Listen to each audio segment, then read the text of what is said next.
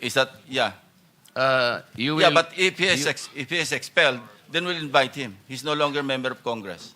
Representative Chanco was not expelled, Mr. Chair, but Yes, but he is when he was voluntarily, invited, he is voluntarily appearing before the committee. yes, but there was an invitation.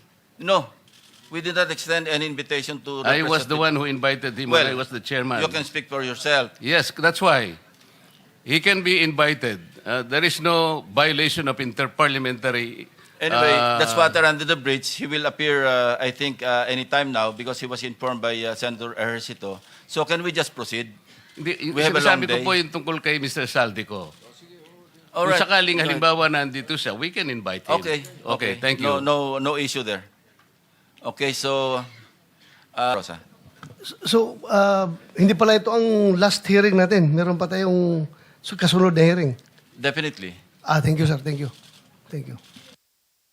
And So- Mr. Chair, lastly, may I confirm if the chairman made an announcement that Mr. Saldico will not be invited?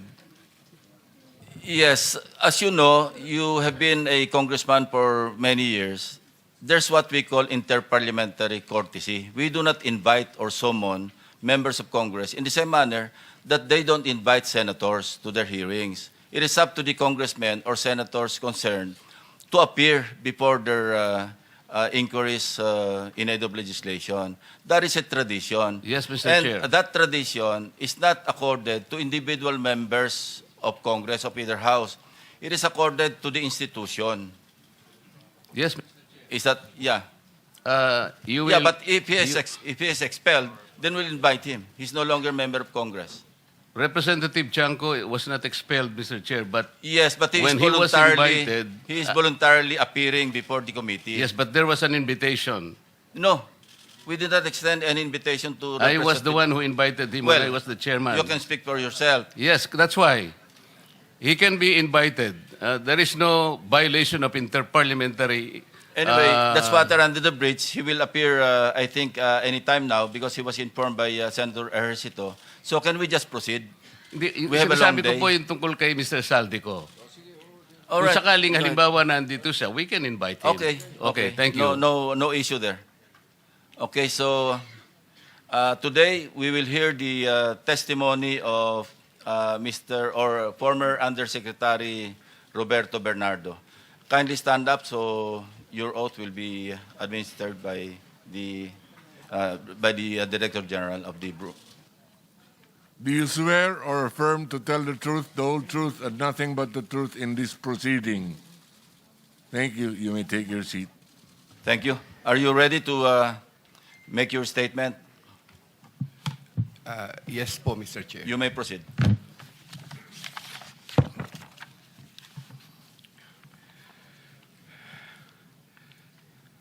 Dear Senator Lacson and honorable members of the Blue Ribbon Committee, I am Roberto Bernardo, formerly an Undersecretary for Operations of the Department of Public Works and Highways, DPWH.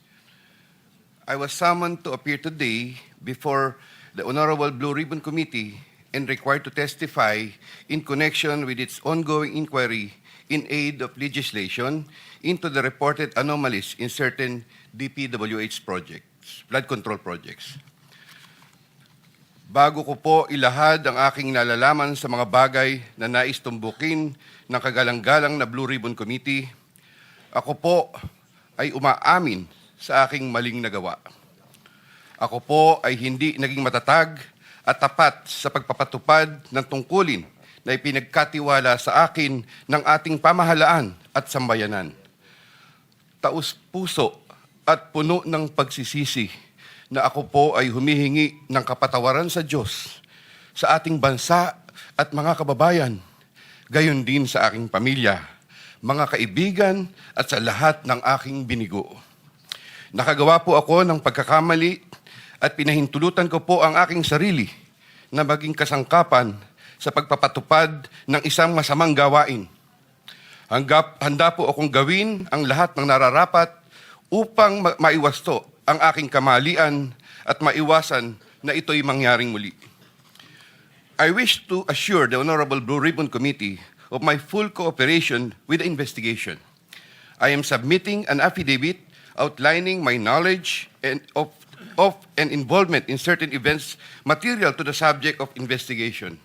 Moreover, I will disclose and expound on related incidents within my personal knowledge, mindful not only of the materiality of my testimony, but also of my rights, as well as fearful of what effects my disclosures will have on my family's safety and well-being. I have applied before the Department of Justice for coverage as a state witness under Republic Act Number 6981, otherwise known as Witness Protection, Security and Benefit Act. I hope the Honorable Blue Ribbon Committee will find merit in my application and favorably endorse the same to the DOJ. With the assurance of the Honorable Blue Ribbon Committee that my rights and benefits under RA 6981 shall be respected, I am prepared to submit the aforesaid affidavit to Honorable Blue Ribbon Committee and swear to and testify on the same, with the approval of the Honorable DOJ Secretary on the disclosure thereof for such purposes. The highly sensitive nature of the disclosures made in my affidavit cannot be stressed enough. These deal with involvement in irregularities of 4 senators and 1 congressman, 1 member of a constitutional commission, and 1 undersecretary, seriously undermining public trust in 2 out of 3 branches of our government and a constitutional body, thereby posing a significant threat to our national security as it may lead to political instability, which may weaken the ability of the government to function effectively. 25 of September 2025, Makati City, Metro Manila. And this, Mr. Chair, signed na po ito. Okay. May we hear from Secretary Remulla since he mentioned about his application for admission into the program? Your Honor, we will have to evaluate his statements in relation to all the other testimonies that we have gathered in the DOJ and in the Blue Ribbon Committee. The Senate President. Mr. Mr. Chairman, Guzman. yeah.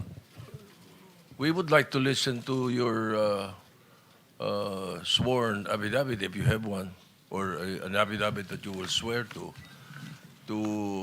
complete the disclosure that you're talking about.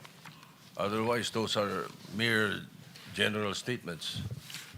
Please, thank you. Yes, Mr. President, Mr. Chair, may I be allowed to read the Yes, you may proceed, Yusek Bernardo. affidavit? I, Roberto R. Bernardo, Filipino, of legal age, a resident of Malolos City, Bulacan, under oath, deposed and state. In connection with the ongoing Senate Blue Ribbon Committee investigations, I intend to submit this affidavit which provides details of my knowledge about matters within my jurisdiction relating to flood control projects when I was still serving as Undersecretary for Operations of the Department of Public Works and Highways. This affidavit lays out details. Sorry, excuse me. You have your counsel now with you? Yes, sir. Yes, po, Okay, Mr. on Chair. record. Okay. This affidavit lays out details of the involvement of legislators as well as other government officials with a commitment on my part to expand these disclosures as my best recollection of facts and records may serve. Number 3, since the received an invitation to appear in these proceedings, I began collating, vetting, and consolidating all written communications, documents, tables, and matrices, and lists in my possession, the retrieval of which has been difficult since I retired from public service last August 2025. With the benefit of more time and greater freedom to access files, I am confident that I can provide even more material and relevant evidence that would clarify the issues once and for all. Number 4, more importantly, I am executing and submitting this affidavit with my full and absolute consent as an integral part of my application to be admitted under the Witness Protection Program through the favorable recommendations of the Honorable Chairman of the Blue Ribbon Committee, Senator Ping Lacson, and the Honorable Senate President, Tito Soto, under Section 4 as well as Section 10 of Republic Act Number 6981, otherwise known as Witness Protection, Security, and Benefit Act before the Department of Justice. I attest and confirm that the names, dates, and transactions mentioned hereunder are based on my direct personal knowledge and have ample documentary support where necessary or desirable if given full opportunity to retrieve the same. Background facts. I earned my bachelor's degree in Bachelor of Science in Civil Engineering in 1984. I'm a registered civil engineer by profession. In the year 1985, I began my 40-year stint in the DPWH as a laborer. I then climbed the ranks through the years as Associate Civil Engineer, Engineer 2, Engineer 3, and as Assistant District Engineer, Assistant Regional Director. I then became Assistant Regional Director CESO 4 sometime in 2012 until my appointment as Assistant Secretary in 2016. I finally became Undersecretary more than a year later and remained such until my retirement on August 2025. I met former District Engineer Henry Alcantara during my assignment in the Laguna 2nd District Engineering Office. Engineer Alcantara, Engineer Bryce Hernandez, Engineer JP Mendoza, and Engineer Algie Jumasig all belong to the Bulacan 1st DEO. 2020-2040 scheme. Sometime after the State of the Nation address of President Ferdinand Bongbong Marcos Jr. in July 2025, and while I was already on sick leave, I heard from Secretary Bunoan for the first time that Engineer Alcantara, Engineer Hernandez, Engineer Mendoza, and Engineer Dumasig were engaged in contracting activities using the licenses of other contractors. Subsequently, Engineer Hernandez confirmed this arrangement through one of the legislative hearings and by other contractors whose license they used. According to Bryce Hernandez, their sharing is 20-20-20-40% from these activities. My understanding is that they had prepared and signed documents for purposes of collecting payments, which they then apportioned the profits amongst themselves. However, I must admit that I have no personal knowledge on the exact actions they took to accomplish this scheme, and I can only be asked general questions on the systems in place that would have allowed this modus operandi to happen. I categorically state that I have neither knowledge nor participation in these business activities, which were entirely done by Engineer Alcantara, Engineer Hernandez, Engineer Mendoza, and Engineer Dumasig on their own. Ghost projects. At about the same time, after the 2025 SONA, I also heard for the first time that aside from the 2020-2040 scheme, were flood control projects, ghost projects, for which Engineer Alcantara, Engineer Hernandez, Engineer Mendoza, and Engineer Dumasig were also responsible. These were confirmed later by Secretary Bunaan during a separate legislative hearings. I called up Engineer Alcantara to ask him about these flood control ghost projects. He denied any participation. Subsequently, he likewise told me that he even convened the officers of Bulacan 1st DEO to confront them about these ghost projects, and that some officers, it was Engineer Hernandez who was the primary person responsible for the same. In the exact words of Engineer Alcantara, si Bryce po yan. I categorically state that I have neither knowledge nor participation in these flood control ghost projects. Congressman Zaldy. My personal knowledge regarding Congressman Zaldy are set out as follows. Congressman Zaldy one time called me to say that he met Engineer Alcantara and wanted to confirm, maayos bang kausap si Engineer Alcantara? To which I replied, maayos po. Engineer Alcantara then told me that Kong Zaldy was asking for a 25% commission, and out of that amount, 2% was to be shared equally between Engineer Alcantara and myself. In his exact words, boss, hati na tayo sa 2%. Furthermore, Engineer Alcantara would tell me every time that he made deliveries of cash to Congressman Zaldy in compliance with his commitment to Congressman Zaldy.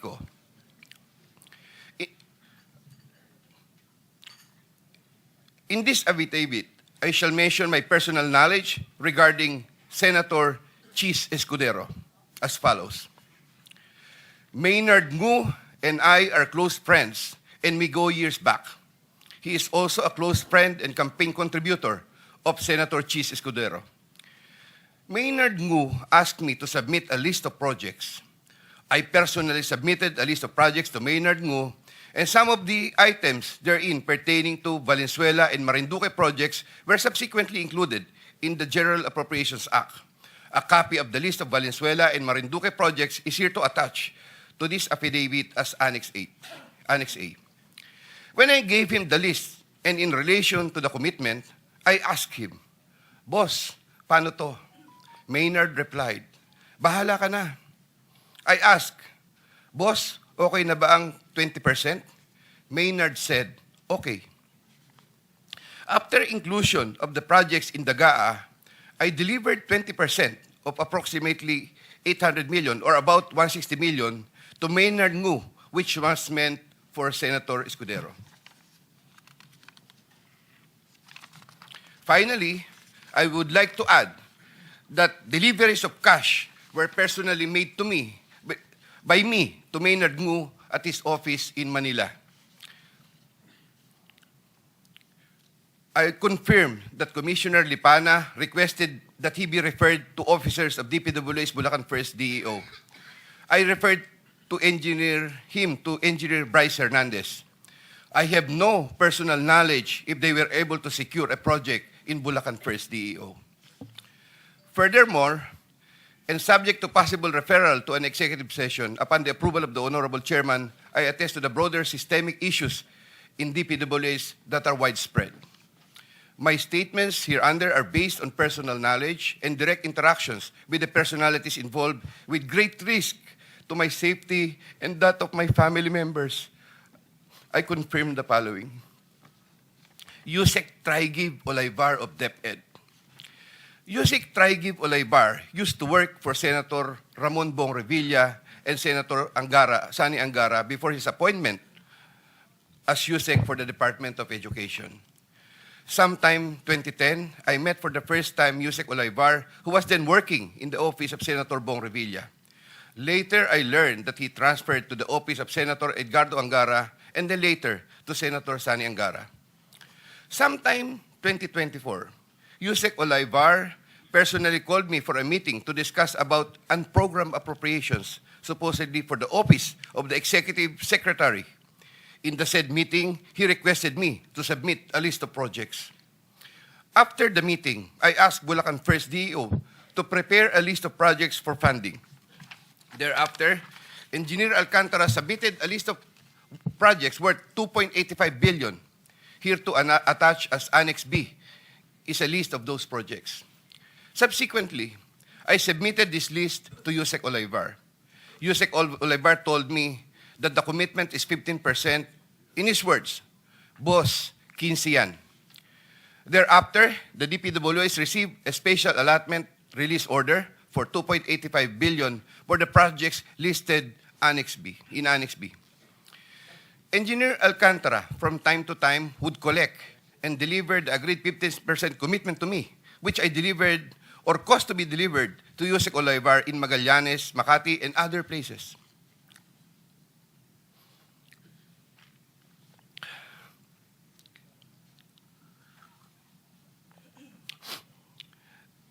Senator Ramon Bong Revilla. Sometime in the year 2024, Senator Revilla and I met where I gave him a list of projects given to me by Engineer Alcantara. Senator Revilla asked for a commitment, which I suggested. Then he approved at 25% of the total amount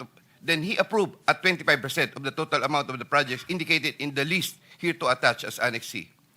I relayed the 25% commitment to Engineer Alcantara and told him that Senator Revilla will appreciate additional contributions for his senatorial re-election bid.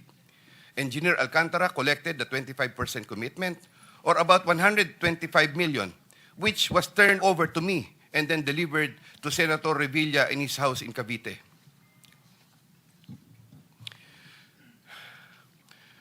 Senator Nancy Binay. Sometime in the year 2024, Carlin Villa, a staff of trusted confidant of Senator Binay, called me and asked for a commitment which was set at 15% of the total amount of the projects indicated in the list here to attach as Annex D. I relayed the 15% commitment to Engineer Alcantara. Engineer Alcantara collected 15% commitment, or about 37 million, which was turned over to me, and which I then delivered to Senator Binay at a house in Quezon City. Given the complexities of the transactions and personalities involved, I humbly reserve the right to submit a supplementary affidavit, if warranted, in the premises. I attest to the truth of the foregoing statements based on my personal knowledge and authentic records. In witness or hope, I will be affixing my signature this day of September 2025 here. Mr. Chair. Yeah. Kindly sign your affidavit in the presence of everybody.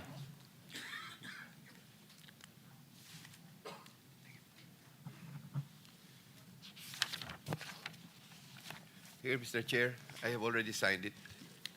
For the record, you signed the same affidavit that you read, no? Yes po, Thank Mr. you. Chair. Maraming salamat, Yusek. Secretary Remulla is recognized.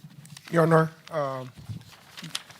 after hearing his affidavit and his willingness to disclose all other details about the transactions that happened under his watch, may I respectfully ask the committee to allow the DOJ to have an evaluation of Mr. Bernardo immediately. This matter has to be done because of the gravity of the situation and the fact that we may have to really work overtime on legal matters that are needed, or necessary legal matters, so that we can preserve the monies and other things that are involved in this discussion.